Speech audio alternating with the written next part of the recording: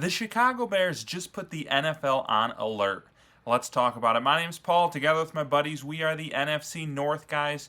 Tune in for all the latest NFC North news, insights, whatever you want. We're trying to build an awesome community here of NFC North fans. Just a fun place to talk some smack, engage in some healthy debate, and just have fun watching football. So don't miss out on being a part of that. Every new person that joins this community just gets even better.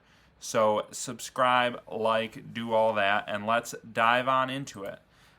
Before we get going, give me your thoughts on the Super Bowl. What'd you think of the game, halftime show? I mean, it was hard not to watch the game and feel like, man, all these people who said the Bears should have taken Drake May number one are absolutely wrong. No doubt in my mind, Caleb would have performed better than that. The Bears didn't get the Patriots' cushy schedule this year. I think if they did, they would have been there and they would have had a much better showing. But that's just me. You guys hit me up in the comments. Let me know what you think. After the game, though, the Bears quietly put the NFL on notice, and I loved it.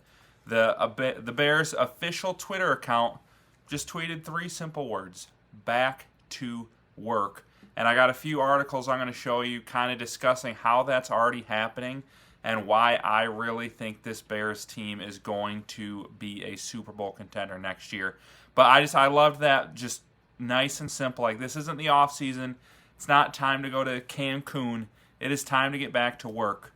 The end of one NFL season means the beginning of another. And Caleb has already begun discussing what he's going to do in this offseason to get even better. And I love this from Caleb. Like, you got to lead from the front. If your quarterback is all in and your quarterback is putting in the work, the rest of the team's going to follow. And, like, coming into the NFL, there were so many people who were like, oh, Caleb, he just wants to be a superstar and he paints his nails and I don't know if he's going to have, the mentality to be a quarterback. And he has done nothing but silence the haters and just continue to do what it takes to be great. You saw some huge improvements this offseason. And so, like, if you pull up what he said last year, this is what I'm going to work on. It was very easy to see he worked on it and he got a ton better. So I think you can put a lot of stock in the fact that what he says he's going to work on, he's going to do, and he's going to come out even better. So he said he wants to work on his accuracy and his footwork. Of course, that's music to everybody's ears. We all know he only completed 58% of his passes. A lot of that is he didn't like to take sacks and he threw the ball away. A lot of that was drops. The Bears were up there near the league leaders of drops. He actually led the league in throwaways. He really probably had more of like a 62% completion percentage if he was more along the league average there. And it's something that I've never really been super worried about. Josh Allen completed 58% of his passes his second year. A lot of times people get better. It just takes better communication with your receivers, better footwork, more comfort in the pocket. And that's what he's going to work on. He says, I'm going to be joining with teammates before we even return to the offseason program. I'm going to get with the receivers and work with them throughout the offseason so that we're on the same page. And we're starting off hot for training camp, OTAs, and then going into next season. And I love that. Like, I love that they're already planning on, like, just the work we do in OTAs and training camp. That's not enough. We can't wait till then. We need to get together before then and get on the same page. Because, frankly, most of Caleb's turnovers and bad throws, when you looked at the film later, you could see, like, oh, you know what? He didn't just misthrow that. It was a miscommunication. He was expecting the receiver to do this. And when you can spend that extra time throwing and learning your receiver's tendencies, I think it's going to lead to big-time improvement. And he's just like, and being in the offense for a year and being able to be comfortable in the offense now and look at things I could have done better. Like, was I too far back? Was I too far forward? Do I need to be more consistent with my footwork? And he's just like, I just have these small, minute things that I need to work through and get better. Every single rep, every single moment that I have in the off season, I'm going to be getting better. That's what my mindset is. And I love that for him.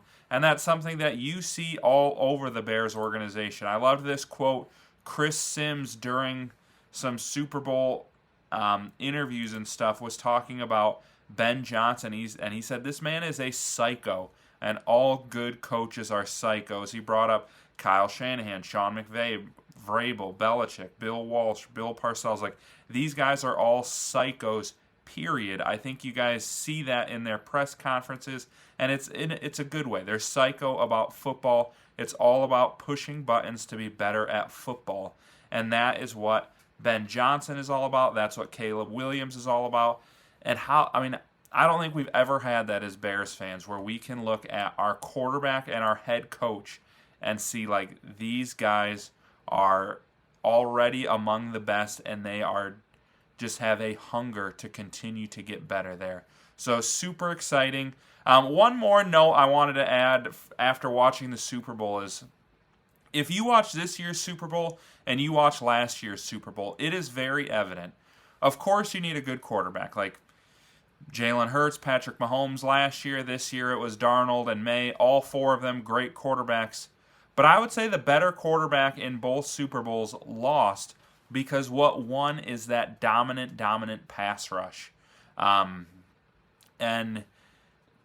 the Eagles and the Seahawks these last 2 years both had 6 sacks on the quarterbacks. They both had 11 hits on the quarterbacks, and they both forced a pick six because of that relentless pressure.